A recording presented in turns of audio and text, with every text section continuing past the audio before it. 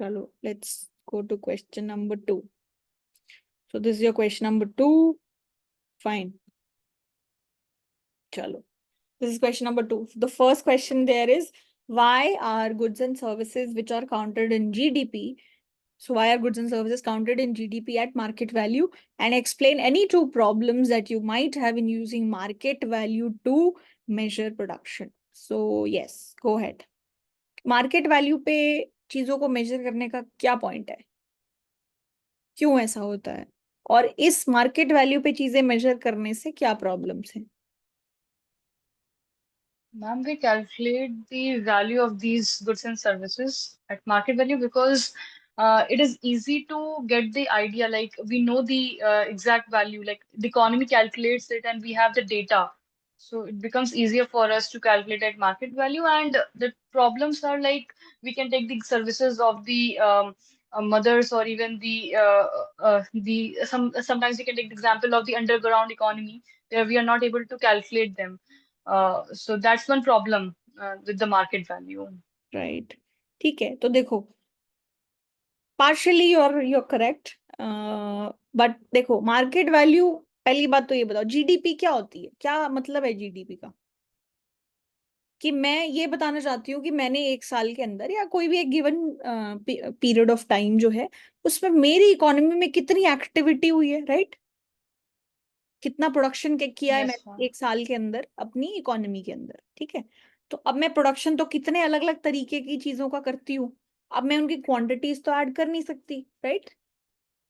तो अगर मैं चीजों को मार्केट वैल्यू पे मेजर करके और फिर वैल्यू ऐड करती हूँ, तो इससे क्या है कि अगर कोई ज्यादा वैल्यूएबल चीज है, मान लो किसी चीज की मार्केट वैल्यू ज्यादा है, तो that means it is more valuable in the market, right?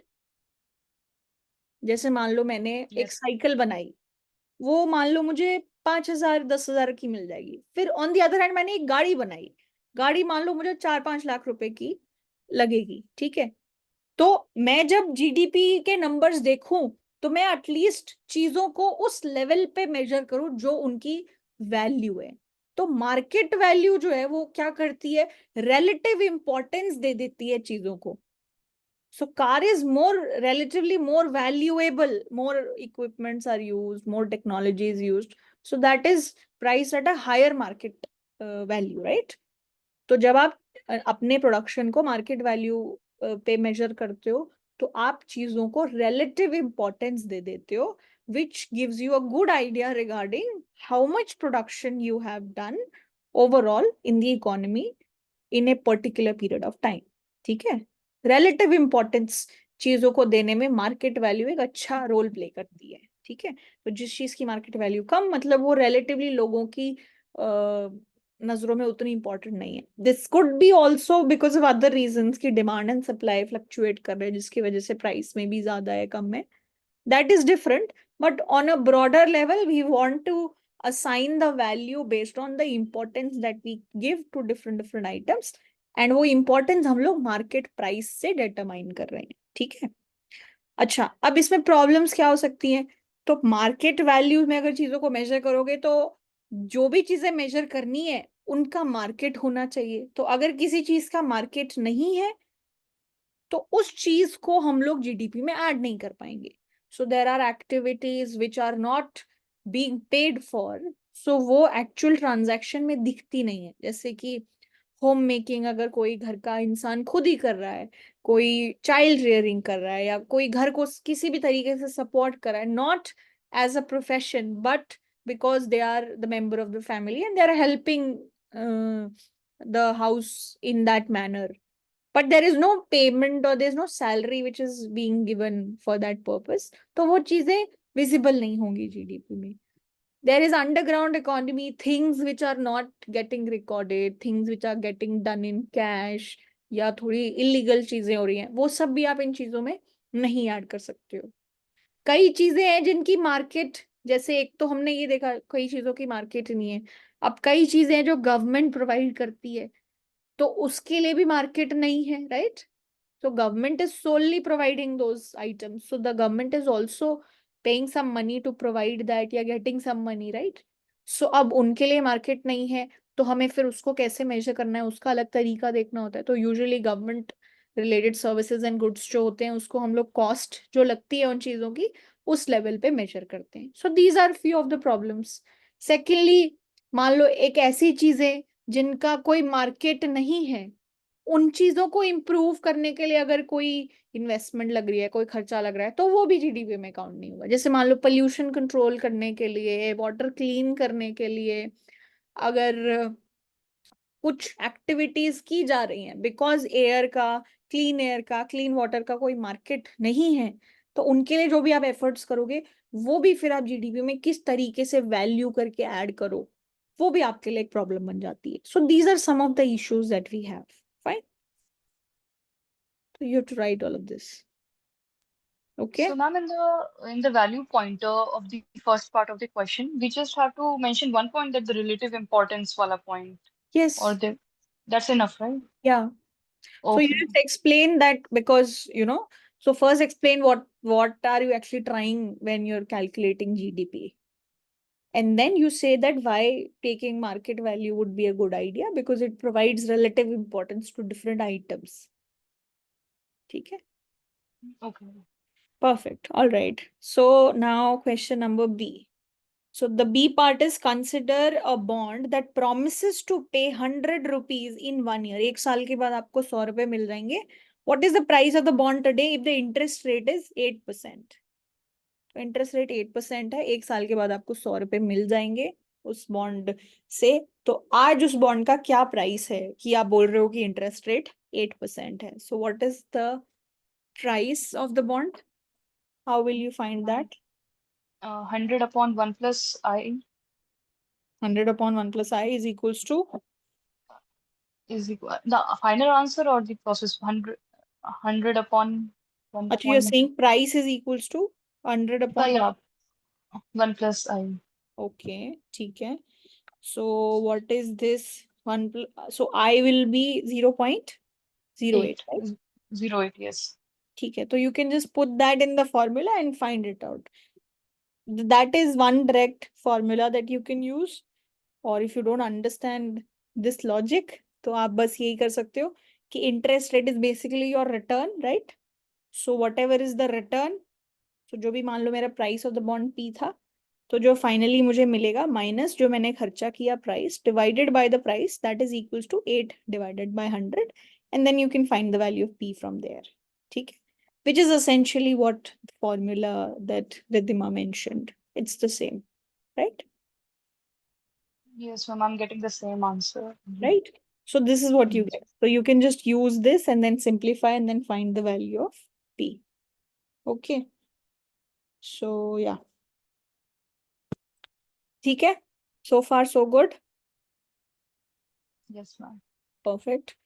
All right. उसके बाद the next part is explain the relationship between the price of the bond and interest rate. तो interest rate और price के बीच में क्या connection है? तो या तो मैं डायरेक्टली इसी चीज को देख लूं। सो अगर किसी भी हर बॉन्ड की मान लो जनरल फेस वैल्यू 100 मानी जाए तो क्या होगा?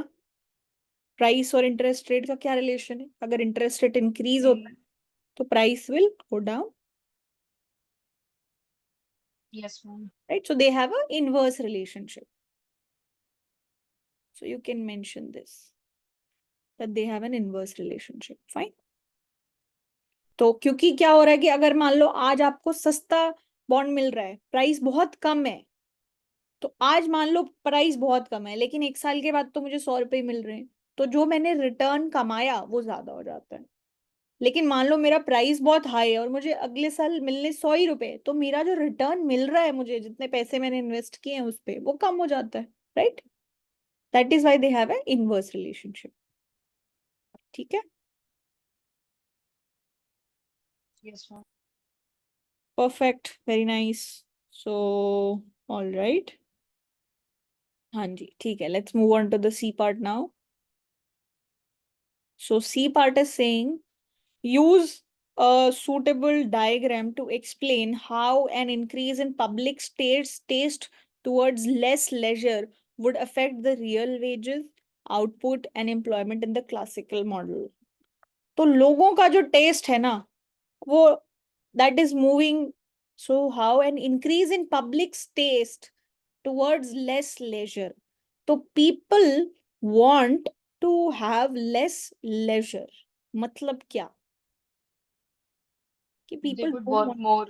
they would like to work more, they don't want to spend so much time chilling and resting. ठीक है ना? तो लोगों का इन जनरल जो बिहेवियर है वो इस तरह है कि अब हम ज्यादा काम करेंगे। ठीक है ना? तो इस वजह से आपकी रियल वेज पे क्या इम्पैक्ट होता है, आपके आउटपुट पे क्या इम्पैक्ट होता है, और आपके एम्प्लॉयमेंट पे क्या इम्पैक्ट होता है। तो क्या लगता है आपको क्या होना चाहिए?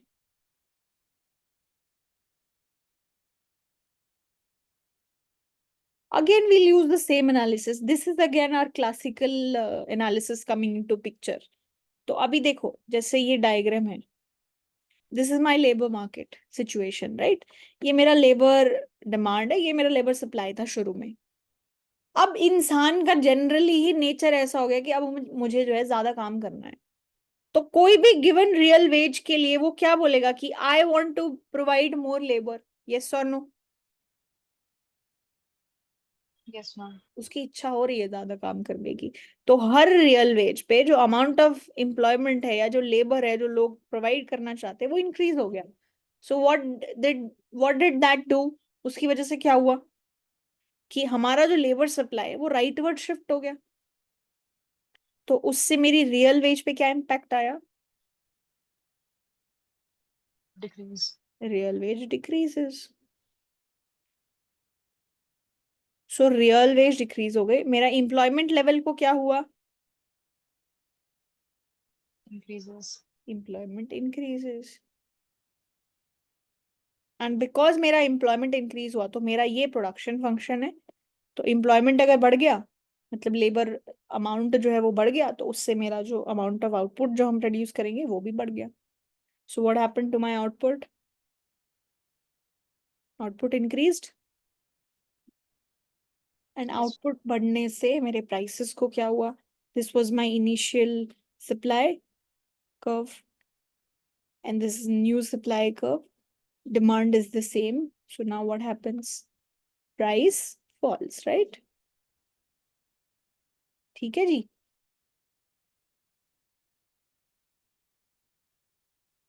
Okay. So you can explain all of this. Fine. Yes, ma'am. Perfect. So this was part number C. Now C में first part था ये. Now part number 2.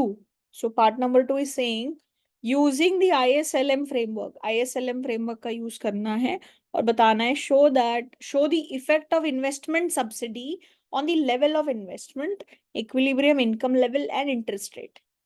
तो सरकार की तरफ से आपको इन्वेस्टमेंट सब्सिडी मिल रही है, मतलब एक लमसम अमाउंट ऑफ इन्वेस्टमेंट जो है मिल रहा है सरकार की तरफ से हर फर्म को सपोज। तो उससे लेवल ऑफ इन्वेस्टमेंट पे क्या इम्पैक्ट होता है, इक्विलिब्रियम लेवल ऑफ इनकम पे क्या इम्पैक्ट होता है, और इंटरेस्ट रेट पे क्या इम्पैक्ट होता है। So what is going to happen? तो देखो मेरा जो इन्वेस्टमेंट फंक्शन है वो ये है। अगर मुझे बाहर से सब्सिडी मिलती है इन्वेस्टमेंट सब्सिडी, तो मेरा यही वाला कंपोनेंट इंक्रीज होने वाला है, Yes. राइट? तो एक तरीके से for a given level of interest rate, अगर इंटरेस्ट रेट फिक्स रहे तो मेरा जो इन्वेस्टमेंट का अमाउंट है वो बढ़ जाएगा। Yes, ma'am. तो for any given interest rate my amount of investment increases, right? तो मेरा जो इन्वेस्टमेंट फंक्शन है, उस इन्वेस्टमेंट स्केड्यूल जो मैंने प्लॉट किया था, it shifts towards the right, right?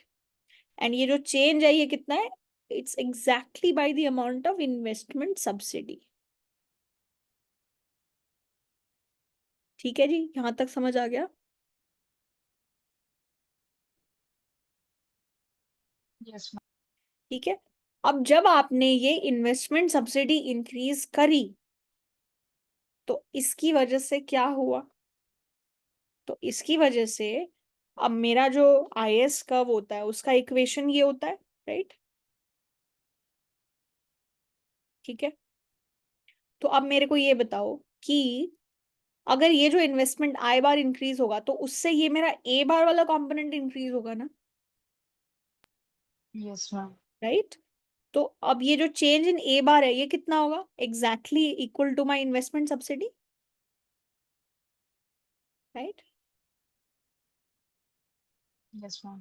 तो अब मान लो मैं ये देखना चाहती हूँ कि मेरे आईएस कर्व को क्या हो रहा है, तो अगर मैं इंटरेस्ट रेट जितना पहले था उतना ही रखूं, so this interest rate is suppose not changing, then what is going to be my change in income? That is equals to alpha g times change in a bar, which is nothing but the investment subsidy that I'm getting. So मेरा Yes, change in ma'am. income ये होगा ना alpha g times investment subsidy. Yes,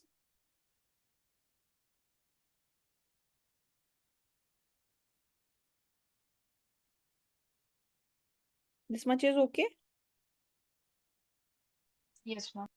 तो इसका मतलब क्या है, अगर मैं अपने आईएस कर्व को देखती हूँ तो क्या हो रहा है, हर लेवल पे वो delta alpha G delta I amount से वो शिफ्ट हो रहा है, राइट? इतने अमाउंट से वो शिफ्ट हो रहा है,